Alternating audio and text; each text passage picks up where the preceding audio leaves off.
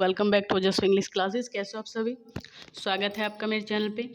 और guys video हमारा practice set 5 है आज, और इससे पहले 4 में करा चुके हैं। और इससे पहले गाइज एक सीरीज़ मैंने चलाई थी इसी के रिगार्डिंग, जिस पेपर्स के लिए मैं अभी आपको प्रिपरेशन करा रही हूँ, इन्हीं एग्ज़ाम्स के लिए मैंने पहले भी एक सीरीज फिनिश की है।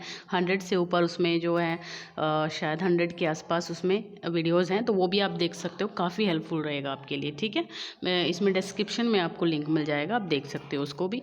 तो चलिए अब दोबारा से हम लगे हैं इस सीरीज़ में। इसको बिल्कुल भी स्किप मत कीजिएगा, एक भी क्वेश्चन, काफ़ी इंपॉर्टेंट सेशन यहाँ पे आपको मिलेंगे। चलिए लाइक शेयर 10 ज़्यादा लोगों के पास पहुँचाना है आपको। और गाइस सब्सक्राइब कर लीजिए अगर अब तक नहीं किया आपने, ठीक है। चलिए पहला क्वेश्चन देखेंगे क्या है। Who wrote hullabaloo in the guava orchard. तो यहाँ पे हुलाबलू जो भी इसको आप पढ़ेंगे, तो किसने लिखा है इसको? किरण देसाई, अनीता देसाई, मार्कंडा नारायण, या फिर मार्कंडा, या फिर नारायण से मतलब है आर के नारायण से, ठीक है। कमला मार्कंडा से, मार्कंडा से मतलब। तो ये अनीता देसाई का, सॉरी किरण देसाई का वर्क है गाइस। किसका वर्क है ये? किरण देसाई का वर्क है, ए ऑप्शन।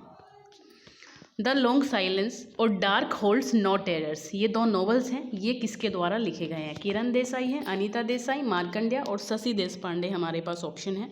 तो इसमें आई थिंक आपका होना चाहिए कौन सा? यस, ये हो जाएगा आपका डी ऑप्शन, यानी कि शशि देशपांडे के ये दोनों नॉवल हैं आपके। कौन से? द लॉन्ग साइलेंस और the dark holds no terrors. Next चलेंगे। The last tiger is novel by, किसके द्वारा है ये नॉवल जो लास्ट टाइगर के नाम से है, ठीक है। द लास्ट टाइगर्स के नाम से जो नॉवल है वो किसका है? तो यहाँ पर हमारा जो आंसर बनेगा वो होगा रस्किन बॉन्ड।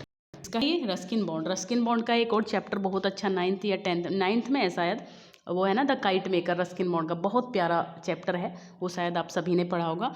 और ये भी जो है रस्किन बॉन्ड का है, क्या? The last tiger. Who wrote the great Indian novel, ये किसने लिखा है? The great Indian novel. तो ये हमारे पास खुशवंत सिंह है, सलमान रसूदी हैं, अमिताभ घोष और शशि थरूर। तो शशि थरूर का है, इसको याद रखिएगा, इंपॉर्टेंट है। शशि थरूर का वर्क है ये, द ग्रेट इंडियन नॉवल।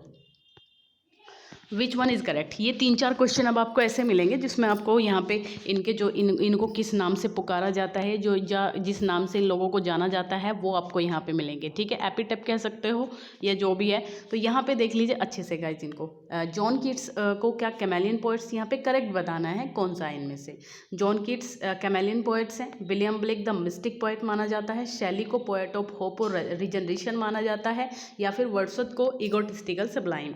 तो आई थिंक गाइस सारे के सारे करेक्ट हैं, सारे के सारे करेक्ट हैं हमारे पास। याद कर लीजिए अच्छे से। जॉन कीट्स कैमेलियन पोएट हैं, विलियम ब्लेक मिस्टिक पोएट हैं, शैली आपके पोएट ऑफ होप और रिजनरेशन है, और वर्ड्सवर्थ को इगोटिस्टिकल सबलाइम के लिए जाना जाता है। किसने कहा है? जॉन कीट्स ने। किसने माना है? कीट्स ने माना है egotistic sublime. Which one is correct, इसमें भी यही है, तो इसमें भी देखना है कौन सा करेक्ट है। Milton lady of the Christ college, yes बिल्कुल माना जाता है इनको। फ्रॉस्ट को द पोएट ऑफ टेरर माना जाता है। यट को फादर ऑफ इंग्लिश सोनेट, बिल्कुल करेक्ट है। और हेजलिट को क्रिटिक कहा जाता है। तो ये भी हमारे पास जो सारे ऑप्शन है वो सारे के सारे करेक्ट हैं, कोई भी नहीं है। विच वन इज करेक्ट, इसमें भी बताना है कि करेक्ट कौन सा है, ठीक है। On father of epic poetry माना जाता है। इब्सन को फादर ऑफ मॉडर्न थिएटर माना जाता है। गुटेनबर्ग को फादर ऑफ प्रिंटिंग प्रेस, या फिर कैक्सटन को फादर ऑफ इंग्लिश प्रेस। बिल्कुल देखिए यहाँ पे 2 चीज़ें देख रहे हैं आप। गुटेनबर्ग देख रहे हैं, देखिए गुटेनबर्ग का मैंने कल भी शायद एक क्वेश्चन आया था, जर्मनी में की थी इन्होंने। कहाँ पर? जर्मनी में की थी इन्होंने। और अगर इनकी कैक्सटन की बात करें तो इन्होंने इंग्लैंड में पहली खोली थी। इंग्लैंड में पहली खोली थी कब? 1476 में। और इन्होंने खोली थी 13 शायद, मुझे डेट याद नहीं आ रही गाइस, 13 समथिंग में, है ना। मुझे पूरी फिक्स डेट याद नहीं आ रही है इसकी, बट 13 समथिंग में जो है इन्होंने खोली थी। यहाँ पे किसने? गुटेनबर्ग ने, ठीक है, गुटेनबर्ग ने। तो वो जर्मनी में सबसे पहले खोली थी, ओके। चलेंगे 13-14 के आसपास है, या 46 है शायद, मेरे हिसाब से ऐसा ही कुछ है, ठीक है। चलेंगे। Intervention is the general related to. Intervention नाम का जो जनरल है ये किससे रिलेटेड है, किसके द्वारा इसको जो है किया गया है, ठीक है। तो यहाँ पे कॉलोनियल स्टडीज से है, ये वुमेंस जेंडर स्टडीज से है, ट्रांसजेंडर स्टडीज से है, या फिर पोस्ट कॉलोनियल स्टडीज से है। तो ये जो इंटरवेंशन है ये आपका पोस्ट कॉलोनियल स्टडीज से रिलेटेड है। Who is one of the founders of new historicism. New historicism आपने सुना है, इनमें से कौन इनमें से एक इसका फाउंडर है? Set of critical that he often refers to as cultural poetics. ठीक है, तो यहाँ पर रेमंड विलियम्स है हमारे पास, चॉम्स्की है, डेरिडा है, स्टीफन ग्रीनब्लैट हैं।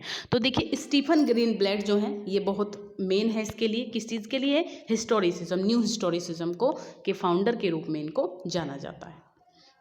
Culture and society is written by, ये किसके द्वारा लिखा गया है इसको? Culture and society, Raymond William, Chomsky, Derrida या फिर स्किन ग्रीनबर्ग। डेरिडा कौन है गाइस? जिसने डीकंस्ट्रक्शन की थ्योरी को दिया है, जैक्स डेरिडा। तो स्टीफन ग्रीनब्लैट जो है यहाँ पे इसका आंसर होगा, डी ऑप्शन हमारा करेक्ट है। A series of factory acts, the custody acts and the married women's property right act, कौन कौन से हैं? सीरीज ऑफ फैक्ट्री एक्ट है, कस्टडी एक्ट है, married women's property right act है। तो ये कब पास हुए थे, किस इरा के दौरान पास हुए थे? Elizabethan era, Queen Anne era, Victorian era या फिर मॉडर्न इरा? तो ये अगर इसकी बात करेंगे तो ये विक्टोरियन इरा में जो है के ड्यूरिंग इनको जो है किया गया था। ठीक है, पास किया गया था। प्लॉजिबल बताना है आपको, तो प्लॉजिबल का आपको बताना है यहाँ पे मीनिंग क्या बनेगा, प्लॉजिबल। ठीक है ना, तो यहाँ ऑप्शन हमारे पास बिलीवेबल है, अनबिलीवेबल है, ठीक है भाई, और प्रॉब्लमेटिक है या फिर कॉस्टली है। तो प्लॉजिबल का सिनोनिम जो बनेगा वो बिलीवेबल बनेगा, यानी कि A option correct. Who has written the novel Judith? 2012 में जूडिथ नाम का ये जूडिथ और कौन है, क्या याद है आपको? भाई जूडिथ जो है वो शेक्सपियर का एक चाइल्ड भी है जूडिथ नाम से। ठीक है, और यहाँ पे चलिए आगे चलते हैं। हमारा क्वेश्चन तो ये है कि जूडिथ नाम का जो ये नॉवल है ये 2012 में आया है, ये किसके द्वारा लिखा गया है? ठीक है, तो ये हो जाएगा आपका लॉरेंस ड्यूरेल। कौन हो जाएगा भाई? Lawrence Durrell. Next question, which movement inspired Italian scholars to study philosophy and literature? कौन से मूवमेंट ने जो इंस्पायर किया इटालियन स्कॉलर को स्टडी करने के लिए फिलॉसफी और लिटरेचर को? तो देखिए रेनेसा ही हो जाएगा वो, तो है ना, क्योंकि रेनेसा ही इटली में सबसे पहले डेवलप हुआ था और जूल्स मिचेलेट ने जो है इसको किया था डेवलप। चलिए next, who was the greatest poet of Italy in the time of Renaissance? Renaissance के दौरान इटली में सबसे ग्रेटेस्ट पोएट किसको माना जाता है रेनेसा के लिए? ओविड है, वर्जिल है, सिसारो है, पेट्रार्क हैं। तो आई होप इसका आंसर आप सभी जानते होंगे, सभी तो शायद नहीं जानते बट पेट्रार्क होता है, ज़्यादातर लोगों को पता होगा। आसान है बट अच्छा क्वेश्चन है। Who established printing press in England? अभी जिक्र किया था हमने, पिछले ही क्वेश्चन में जिक्र आया है कि इंग्लैंड में किसने किया था? विलियम कैक्सटन ने, और जर्मनी में किसने किया था? विलियम गुटेनबर्ग ने, वो जोहन्नस गुटेनबर्ग ने। ठीक है, चलिए, who marks the arrival of Renaissance in England?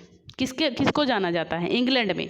Italy में तो जानते हो पेट्रार्क को माना गया है। ठीक है, अच्छा इसमें जो है इंग्लैंड में किसको माना जाता है? तो इंग्लैंड में चौसर की बात करेंगे, पोएट्री के जनक भी इनको कहा जाता है। विच of the following is not a distinctive feature of poetry? इनमें से कौन सी जो है वो पोएट्री की डिस्टिंक्टिव फीचर नहीं है? इट यूजेज लैंग्वेज का यूज़ तो करती है। इट यूजेज रिदम भी होती है पोएट्री में। It uses harmony, yes of course होती है। It is written in verse, ऐसा ज़रूरी नहीं है, वर्स में नहीं लिखी जाती है ये। ठीक है, तो यही हमारी जो है डिस्टिंक्ट फीचर है। Who wrote the play Shakespeare's legacy? ये एक प्ले है जो लिखा गया है शेक्सपियर्स लेगेसी। कब आया है? 1916 में आया है। कब आया है? 1916 में आया है ये, बट लिखा किसके द्वारा गया है? तो जेम्स मैथ्यू बैरी हैं, सीन ओ सीजी हैं, स्टीफन फिलिप्स हैं, जेम्स इंजे हैं। तो यहाँ जो आपका आंसर होगा वो पहला ही है, James Matthew Barrie. Which of the following is the most important part of a tragedy? कौन सा होता है? करेक्टर है ऑप्शन, सारे पार्ट हैं वैसे तो ट्रेजेडी के, डिक्शन है, करेक्टर है, प्लॉट है, हार्मनी है। तो यहाँ बताना है हमको मोस्ट इंपॉर्टेंट। तो मोस्ट इंपॉर्टेंट तो प्लॉट गाइस, देखिए प्लॉट क्या रहता है कि कौन सी इवेंट, मतलब कोई भी जो नई नई घटनाएं होती हैं तो एकदम से एक प्लॉट तैयार हुआ हमारा, फिर दूसरा प्लॉट स्टार्ट हो जाता है। इवेंट, जैसे इवेंट सेट होती हैं कि अब ये होने वाला है, अब ये होने वाला है, उसको प्लॉट कहते हैं हम लोग। ठीक है, पटकथा। विच of the following is not a part of Aristotle's definition of tragedy? इनमें से कौन सा पार्ट है एरिस्टोटल की डेफिनेशन ऑफ ट्रेजेडी में नहीं है? कौन सा पार्ट नहीं है? It arouses pity and fear, of course होता है। पिटी एंड परगेशन के नाम से जानते हैं हम लोग उसको, परगेशन कैथारसिस जो होता है। It has an unhappy ending, yes of course होती है ट्रेजेडी की। इट इन्वॉल्व्स माइमेसिस, बिल्कुल होता है। तो it is performed rather than narrated, है ना, ये परफॉर्म, ये एक सेकेंड, अच्छा ये माइमेसिस वाला भी होता है क्या? एक सेकंड, अभी पता चलेगा इसमें। अच्छा, इसमें जो है अनहैप्पी एंडिंग होती है ट्रेजेडी की। तो इसमें यहाँ पे it is performed rather than narrated. तो ये जो डिस्टिंक्ट ये पूछा है, definition of note a part पूछा है। तो इन्होंने देखिए इस चीज़ का जिक्र नहीं किया, बी का जिक्र नहीं किया। बाकी अराउजेस पिटी और अनहैप्पी एंडिंग तो होती है, बस एरिस्टोटल ने इसका जिक्र नहीं किया है। ये हमें ध्यान रखना है। तो अनहैप्पी एंडिंग को कहते क्या है? कैटास्ट्रोफी कहते हैं। और जो उसमें कॉमेडी में जो एंड होता है उसको डिनोमा कहते हैं। याद रखिएगा दोनों चीज़ों को। इसमें जो है क्या कहते हैं? कैटास्ट्रोफी कहते हैं इसको।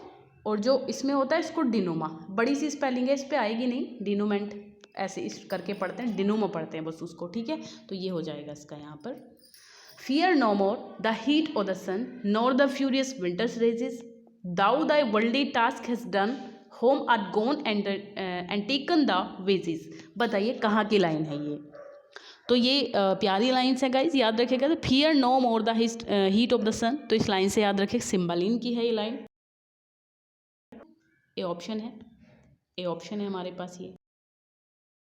How many characters die during the course of the play Hamlet. Hamlet पूरे प्ले के दौरान कितने मेंबर्स जो हैं वो डाई हो जाते हैं? 2, 5, 7, 8। तो गाइज टोटल जो है 8 मेंबर्स मर चुके होते हैं इसमें, याद रखिएगा 8 members. In which language was the solitary girl singing? Solitary reaper 1907 में आई थी, तो ये पब्लिश हुई थी, ठीक है। तो इसमें सॉलिटरी रीपर के नाम से है ये। तो सॉलिटरी जो गर्ल है इसमें जो सिंगिंग कर रही है उसको सुना है वर्ड्सवर्थ ने, तो ये कौन सी लैंग्वेज में करती है? पता होगा मोस्टली लोगों को ये क्वेश्चन, बट फिर भी मैंने ले लिया है, इंपॉर्टेंट है क्योंकि अर्स गैलिक कहेंगे उस लैंग्वेज को, ठीक है। वो पोएट उसको समझ नहीं पा रहे हैं, बट उसमें जो हारमनी है, उसमें जो एक तरीके से जो मेलोडी है उसको वो समझ पा रहे हैं, ठीक है, कि इतने प्यार से वो गा रही है। She is in her grave and oh the difference to me. इस लाइन में she dwelt among the untrodden ways, ये ए ऑप्शन है, वर्ड्सवर्थ की है poem.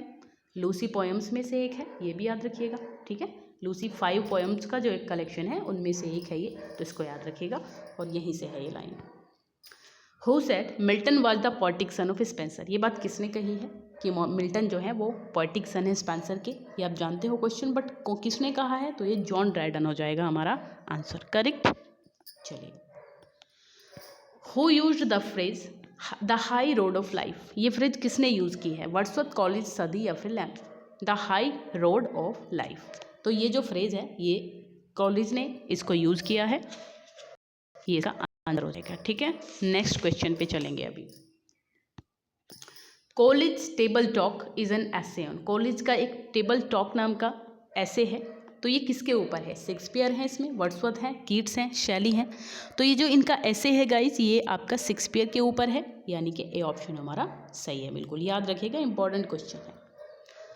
Who said the whole book of Biographia Literaria is among the few which, किसकी है biography Literaria? College की है, ये आप जानते हो। तो among the few which constitute the very bible of criticism. बताइए इसमें क्या होगा? The whole book of Biographia Literaria is among the few, कुछ उन बुक्स में से एक है जो कॉन्स्टिट्यूट करती है बाइबल के क्रिटिसिज्म को।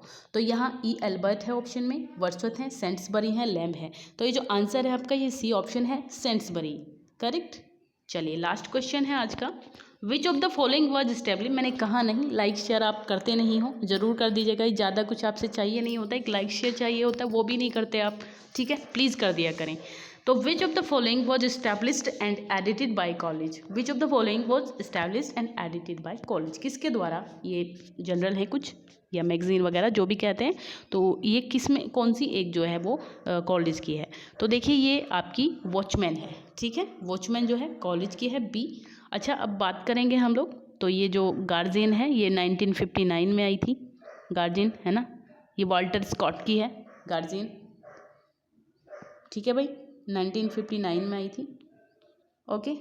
और इसकी बात करें अगर द बी की, ये 1906 में आई थी, जिसका मुझे याद है उसका बता देती हूँ, 1906 में इसकी डेट मुझे याद है, ठीक है। और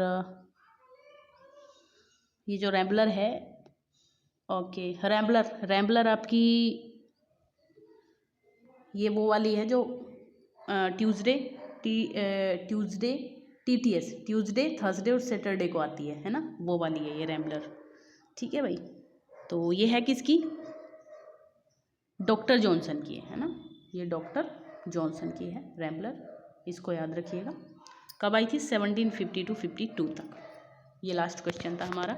चलिए गाइस यहीं तक था, चलिए मिलेंगे नेक्स्ट वीडियो में, पढ़ते रहिए तब तक, स्किप मत करिए कुछ भी, सारे क्वेश्चन आपको बहुत अच्छे से देखने हैं जो भी इन वीडियोज़ में मैं दे रही हूँ, मोस्ट इंपॉर्टेंट है, याद रखिएगा। लाइव बन जाएगी अगर आपकी, अगर आप पहली वाली सीरीज़ और इस वाली सीरीज़ को कर लेते हो। ठीक है, बाय बाय, टेक केयर।